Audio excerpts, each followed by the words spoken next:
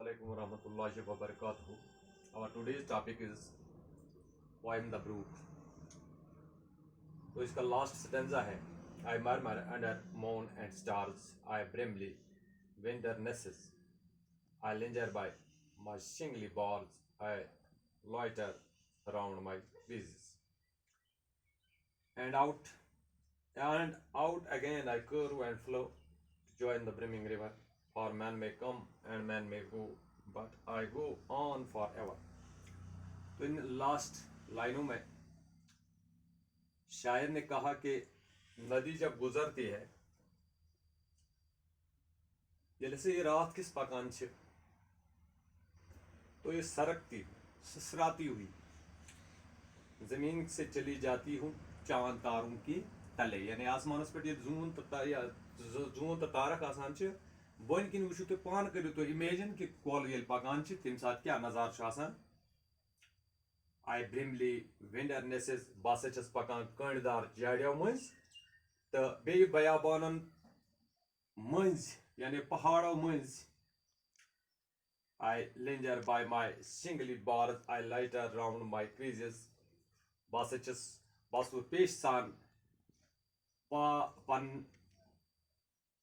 पन्नो यम जन में नजदीक पेमत आसान गोल कन या साइडन कनो आसान मज त नेरान बस मंडलावा रोजान इर्द गिर्द काई के पौधों के काई कस्मन हुंद कुल यमो कुलो अंद अंद फेरान कुन जाय कल रुकान दबस मज या कुल कुन जाय अत आबस मज अत अंद बसान आब गत करान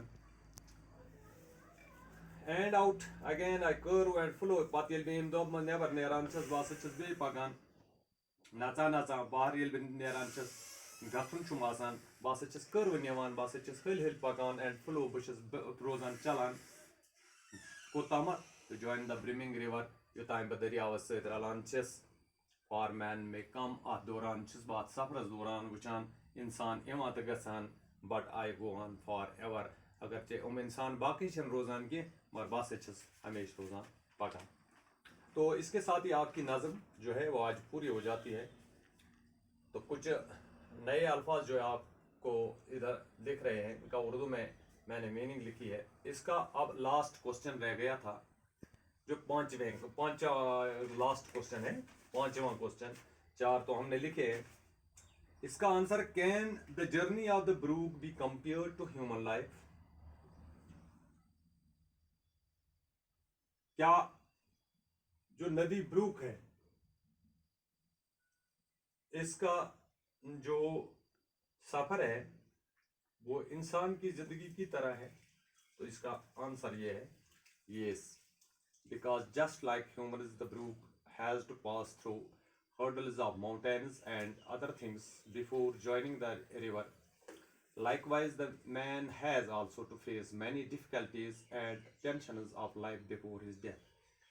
बिल्कुल इसी तरह जिस तरह इंसान दुनिया में आ जाता है और वो मुख्तलिफ चीज़ों का, मुसीबतों का, खुशियों का, गमों का ज़िंदगी में मुकाबला करता है और आखिरकार वो फिर मर जाता है यानी चला जाता है इस दुनिया से, इसी तरह इस नदी का भी हाल है।